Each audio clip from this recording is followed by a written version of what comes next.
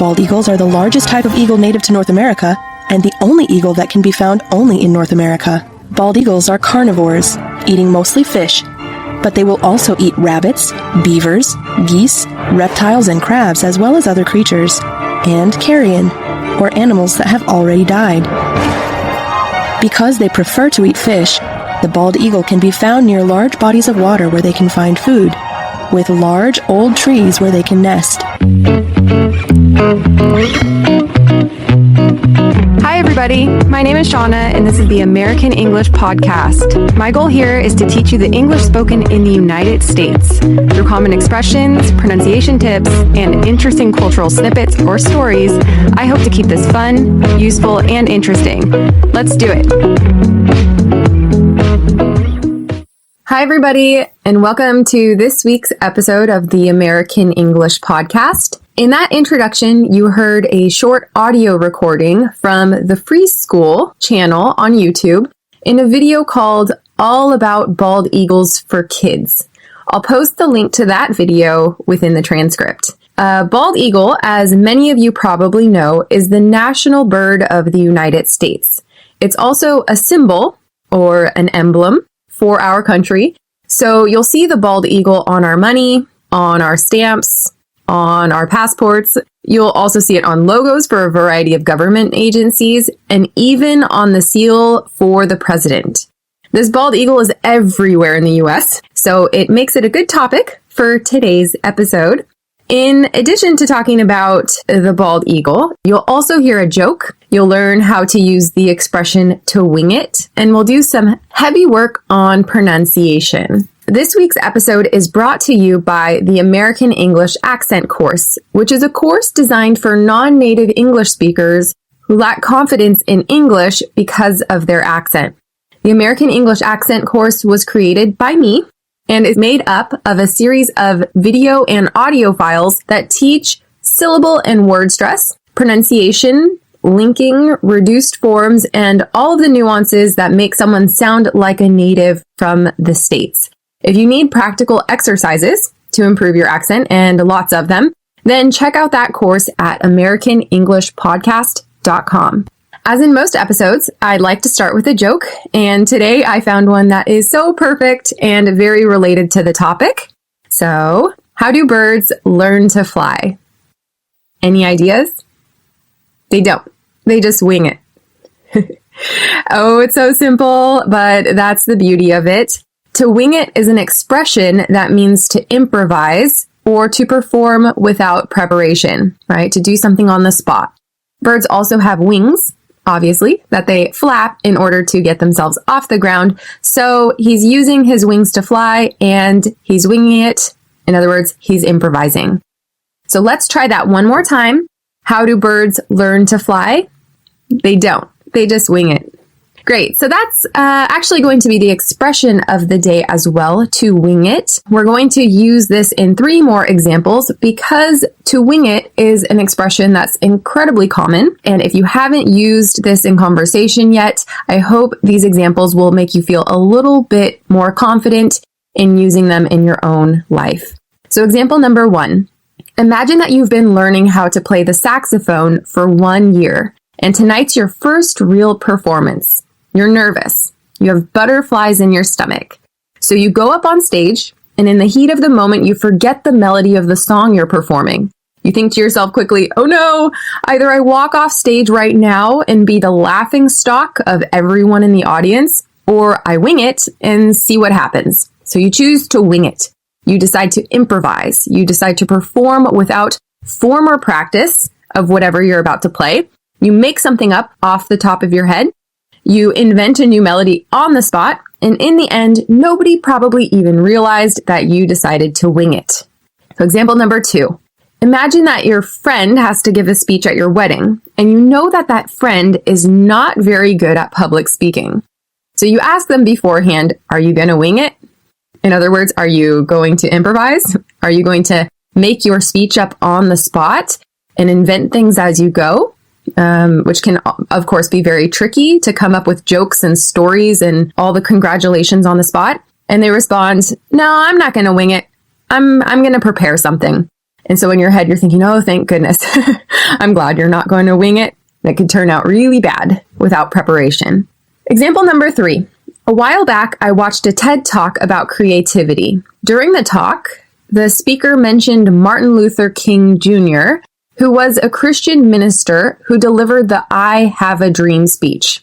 A speech so mind-bogglingly articulate and impactful that it facilitated a turning point in the civil rights movement.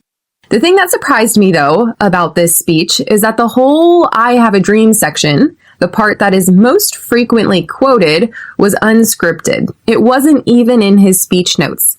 He was simply asked to elaborate on his dream, and so he improvised. He winged it. He came up with the examples on the spot, off the cuff, impromptu. He winged it, and very, very well, in front of about 250,000 people.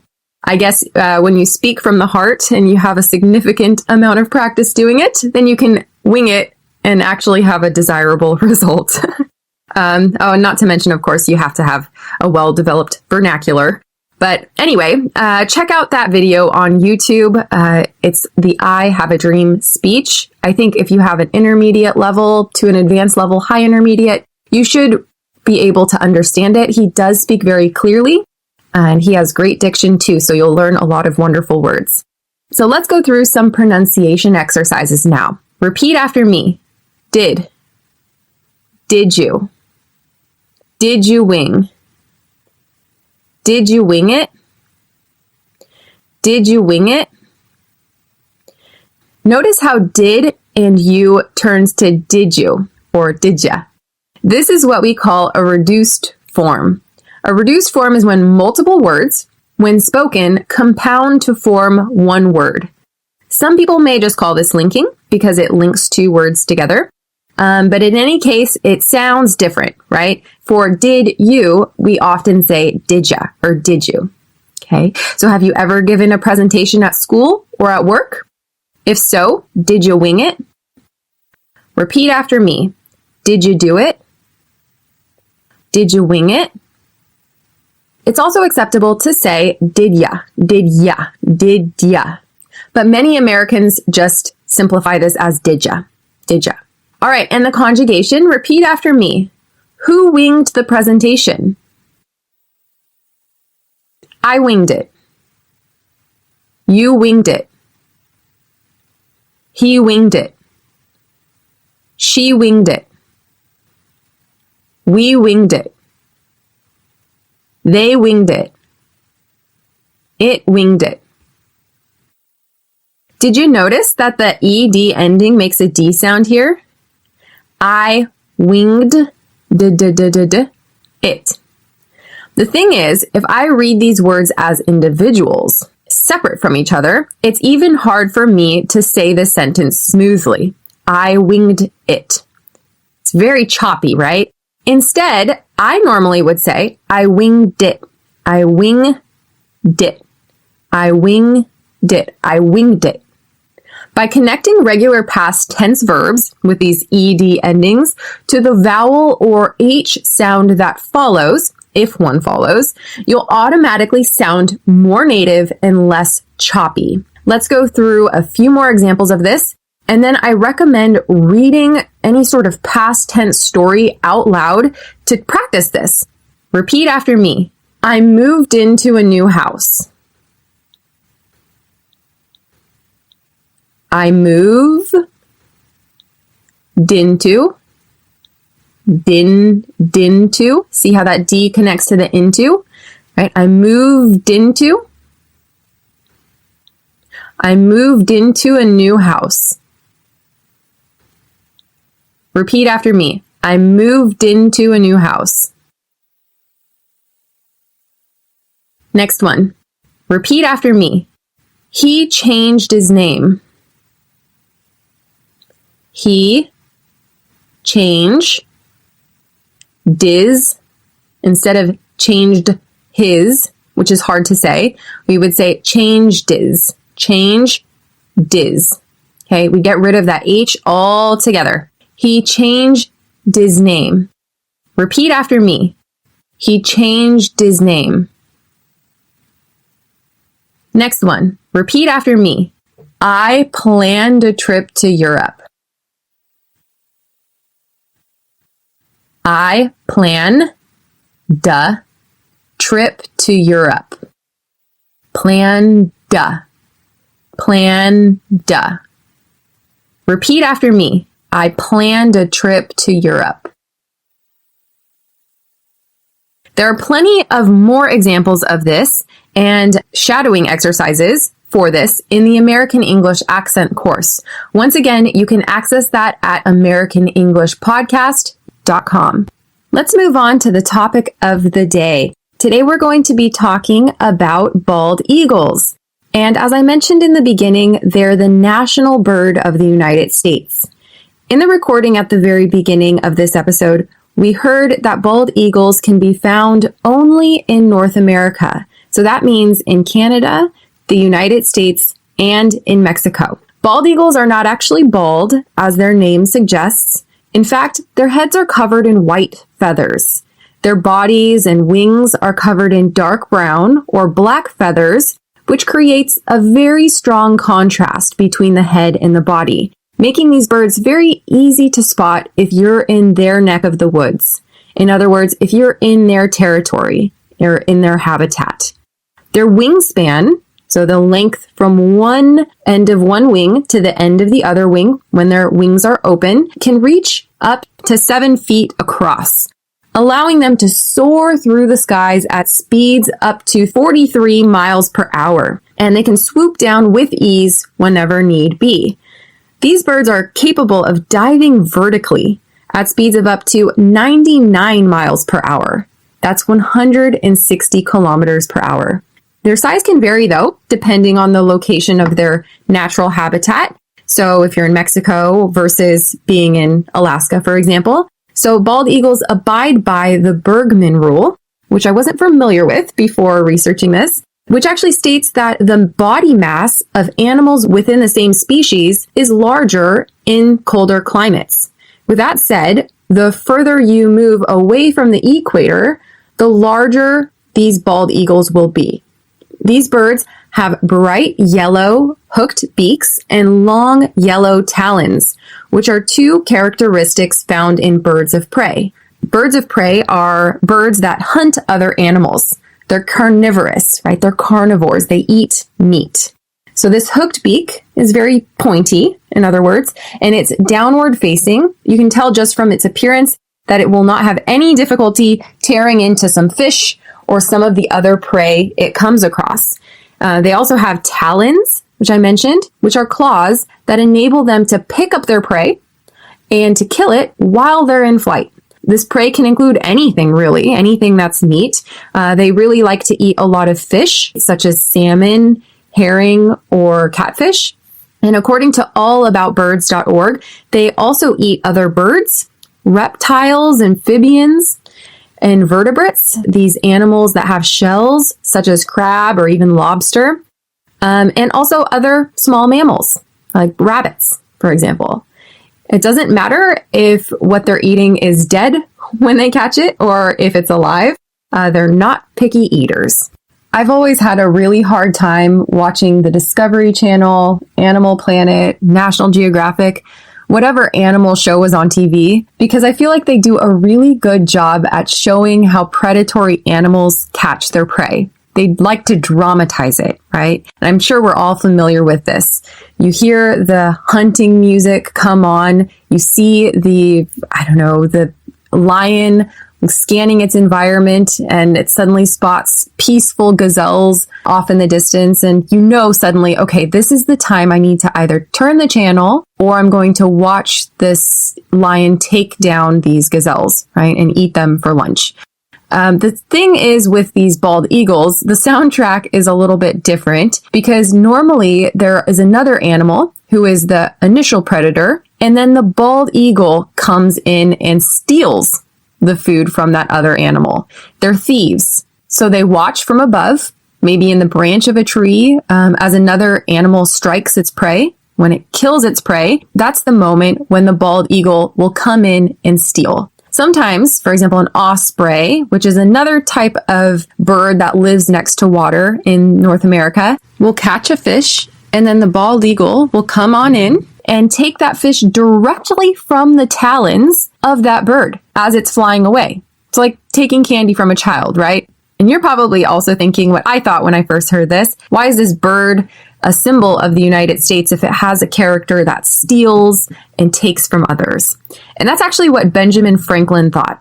So Benjamin Franklin was a founding father of the United States. He wrote, "For my part, I wish the bald eagle had not been chosen the representative of our country. He is a bird of bad moral character. He does not get his living honestly because he is a rank coward. The little king bird, not bigger than a sparrow, attacks him boldly and drives him out of the district." All right, so we just heard, okay, he steals, and also other little birds can scare him away, right? So it's kind of an unfortunate bully. Franklin actually thought that the wild turkey would be better suited as a symbol for the United States. And imagine if that had actually happened. A wild turkey on our currency, if you could see it on government agencies' logos, and yeah, on the president's seal. It's actually pretty funny. Anyway, so let's share some more interesting, maybe positive facts about the bald eagle before we write it off as a terrible bird. First of all, it's a loyal mate and sticks with him or her for life.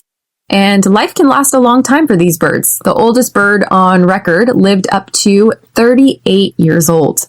They also constantly build their nests, and they do it together with their mate. And since they keep the same nest for years on end, they just keep growing. These nests can be found up in high trees, very close to the trunk for protection. The average is from 4 to 6 feet in diameter and 2 to 4 feet deep.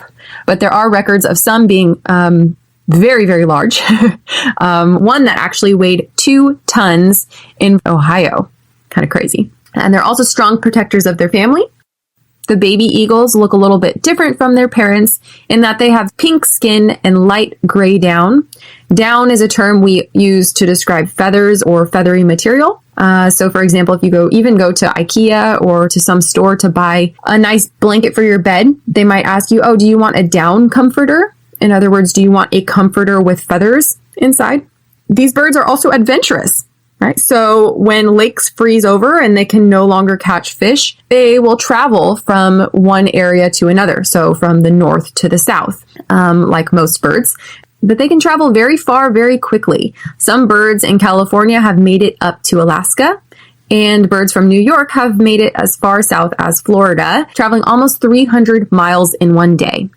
So let's wrap this up. Up until the bald eagle and the Golden Eagle Protection Act of 1940, the bald eagle had some hard times. Since they eat whatever they can find, farmers always thought of them as a threat to their livestock, their pigs, their goats, their sheep, any farm animal that they had.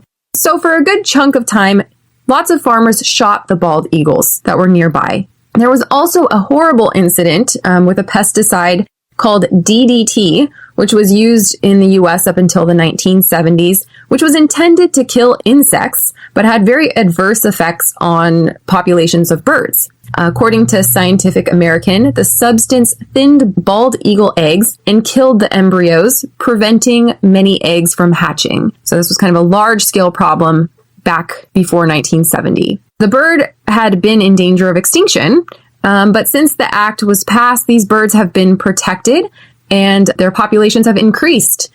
Nowadays, they're no longer on the endangered or threatened species list. They got off it in 2007. So yeah, I recently read an article about bald eagles setting up nests in suburban California. It's kind of funny. And also there's a town in Alaska that has even been taken over by bald eagles. They interact with humans. They steal things at times. In any case, that video is on YouTube. It's very entertaining. All of these links will be included within the transcript.